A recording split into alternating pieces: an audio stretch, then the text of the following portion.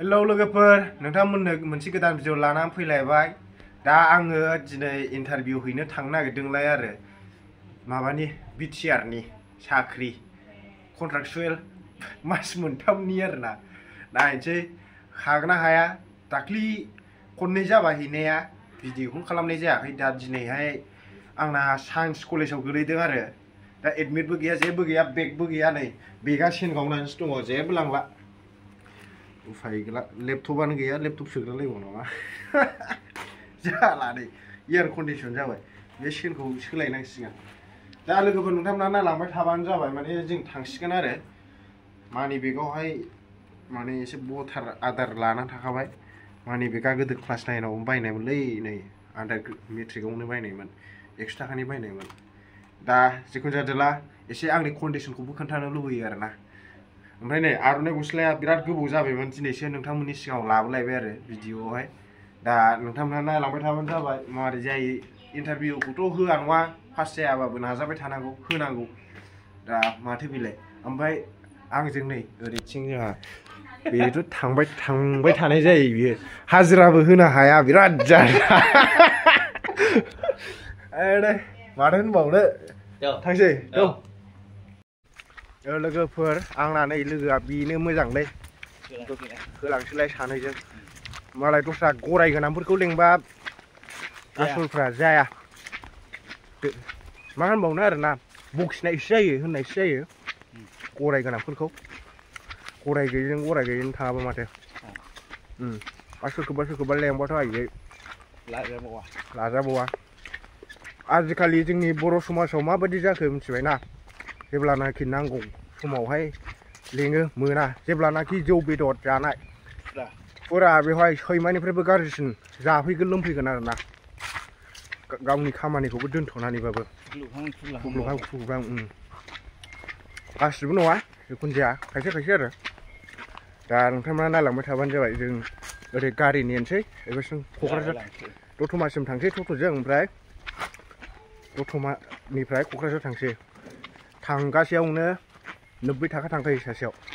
सानैजों 180 औ नैबे जों लागोनि एलपि स्कुल ओमफ्राय नै जोंहा आदा एक्टर गाजोलानि टट' गाखोबाय ओमफ्राय ओरैथिं नै सोर दङ बाजैसो मा होननांगौ जाखो बै मा लायनो नागिरदों बेरायहैनो बाजार जाहैनो लायनो नागिरदोंमोनलाय गुन्दै लायनो नागिरदों आदसा अमा माबसे बाजै माथाम आंनो मासे हरदो हाबायाव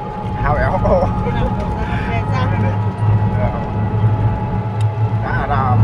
ओरै बाजैजों ओरै एक्टर गाजोला दानैजों गाखोनानै बाव थांसै हेलौ लोगोफोर क'क्राझार डन बस्क' मोनफैबाय जों थांगासिनो दं जायगाया जाहैबाय कमार्स कलेजाव एबारजोंसो खननै जागोन आंहा इयो मासि जाम्बा जोङो खननैल' एबारजोंसो खननै जागोन कमार्स कलेजाव जाम्बाखा जायगानि माबायावनो फैनो रोङा ओरैबायदि अखा गैया जेबो बिराद मोजां आरोना सिखायफ्राबो नै गरम बिदि गरमावहाय टट' गाखोनांगौ बेटारि गारि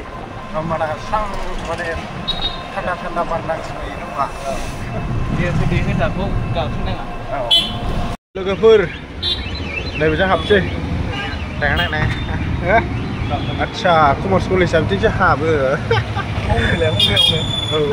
कमार्स कलेजआ बिथिंसो हाबो रायजोफोर होनबावनांगौ लोगोफोर जों माने कमार्स कलेजावहाय सफैबाय नै नायना लालाय बेसेबां मायथाइयाव गायसनदोंमोन स्टेट 1985 आवनो गायसननायमोन आरोना बेयो दिनैहायसो फार्स्ट एन्ट्रि जानला मोनला हाबनोथ' मोनखाया नालाय दा टाइम मोनबा सिङावहाय हाबनो मोनग्रा मोना हाबनानै खेबहैनोसै आरो एसे औ फैनायानो जायाना ओरै जोंहा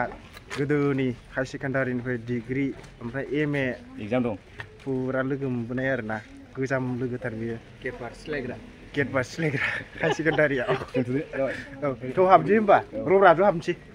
ना बेग दोनहैगोन लोगोफोर दा माने इन्टारभिउखौहाय होखांबाय ओमफ्राय मा होनबावनो र' दा खोन्थानोसै ओमफ्राय एसे बाउन्डारिखौ नायदो कमार्स कलेजनिखौ नै सिङाव हाबबोथारबाय नोंसिनि थाखायनो लोगोफोर देखायनो दे बेनोसै सिङाव हाबबाय थाला बेसेबां बिल्डिं दं नायदो आया बेसेबां फ्लर दं नायदो कमार्स कलेज क'क्राझार जाबाय नुबाय दा रायजोफोर बिथाङाबो आंजों फैफानासो नुबाय होनबा दामब्रा बस लोगोफोर जोंना माने दतमा थांग्रा बास स्टेन्डआ सोलायबाय आरो नै बहाय गैला बेयाव फैबाथाय मोननाय नंला नोंसोर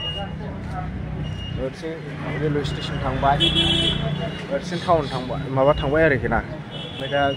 ओरै ससे थांनानैसो सिगाङावसो जाहैबाय दतमा थांग्रा बास स्टेन्डआ गसाइगाव दतमा कुसुगाव थांग्राया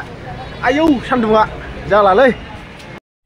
लोगोफोर दा माने गामियाव सफैफिनबाय आरो दहाय जे जायगानिफ्राय भिडिअ बानायलांदोंमोन ससे बेवहाय सफैफिनबाय ओंखाम उखैनानै जाला ओमफ्राय हवाइट पेपारावहाय नायनानै लिरनाय ना मेगना गहां गहां मोनजोबदों मोदै गहां गहां ओमफ्राय नै बेहायसो खस्थ' मोनफाबाय जाला थाथ'दो दे दाहाय बेरायनोसै होनबा औ दा आराम ओंखाम जानोसै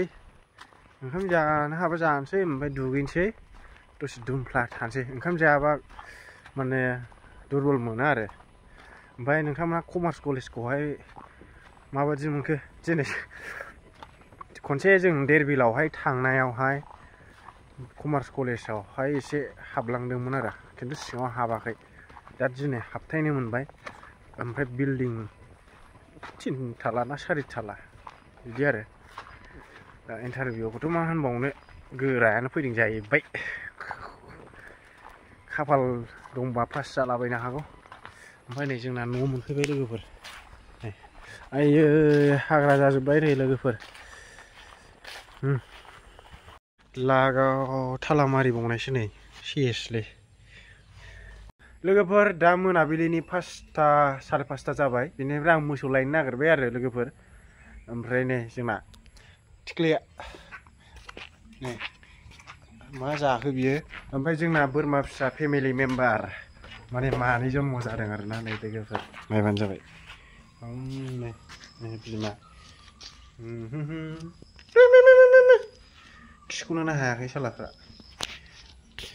दा आङो मोसौ लायनो नागिरदों लोगोफोर बिमायाबो ओरै न' खाथिफ्राव बेरायलाहैदों आरोना ओमफ्राय मोनसे खोथा बुंनो लुबैदों आं लोगोफोर बे खोथायानो जाहैबाय आं भिडिअ लाबोयैया बिराद गोबाव जाबायना आरो बाहेरायावहाय ओंखारनानै भिडिअ बानायदावोबा कन्टेन्टआनो फैया आरोना लोगोफोर ओंखायनो आं बुंनो सानदों जे बेखौनो माने नोंथांमोनहाबो जुदि बाहेरायाव बेरायनानै भिडिअ लाबोबाय थाग्राब्रा नोङो ओरै न'फ्राव बाहेरा ओरै खाथि खालाफ्राव भिडिअ बानायनो गोसो जानाय नङा आरोखि ना बरिं मोनगोन ओमफ्राय नों जुदि बे न'फ्रावनो बा गामिफ्रावनो भिडिअ बानायोबा नोंहा माने मा होनो बिदिखौहाय आइडिया मोनलांगोन आरोखि ना दा आंनि बेलायाव बिदिनो जादों बाहेरायाव बेरायदावनानै ओरै गुटखा मास्टार थुटखा मास्टार सोरनावबा बेरायदावनानै भिडिअखौनो बानायनो गोसो जाया जादों बे न'फ्राव आरोना ओमफ्राय दा आं बेखौनो बुंनो सानबावबाय मा होनो कन्टेन्टनि खिथु खारनो नाङा माने कन्टेन्टखौ नोंनि खिथुआवसो दोननांगौ आरोना मानो होनब्ला नों जे खामानि मावदों नों जे मा खालामदों नों जादों लोंदों नों बेरायदों मादों बेफोरखौनो खेबलानांगौ आरोना जास्ट खोथाफोरखौल' एसे एनै सोदेरनांगौ आरोना एसे खोनासंथाव इन्टारेस्ट एसे बिदै गोनां सोदेरबानो जायो आरो दा आंबो एबारनिफ्राय बिदिसो खालामसै नोंथांमोनहा नायनो बायोबा नायनो बायोसै आरो गोदान अडियेन्स फैयो बे नायबाय थाग्राफ्रानो नायबाय थायाना बे साफा सानै नायग्रा थानो हागौ नायबाय थाग्रा खिन्थु सानफ्रामबो भिडिअ गाफ्रोमबो गोदान नायग्रा फैयो आरो दा बिदि आरो गोजामा माखासे थांलायबाय गोदान फैलायबाय आरो बे गोदाना थांलायबाय आरो बिनि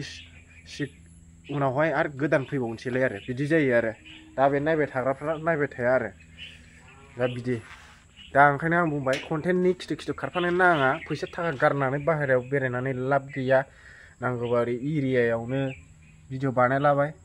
दा बांद्रायबाय मोनारायबायसो आं नै मोसौ लायनो नागिरदों लोगोफोर आयं लाबोबाय नैबे जों लागोनि मन्दिर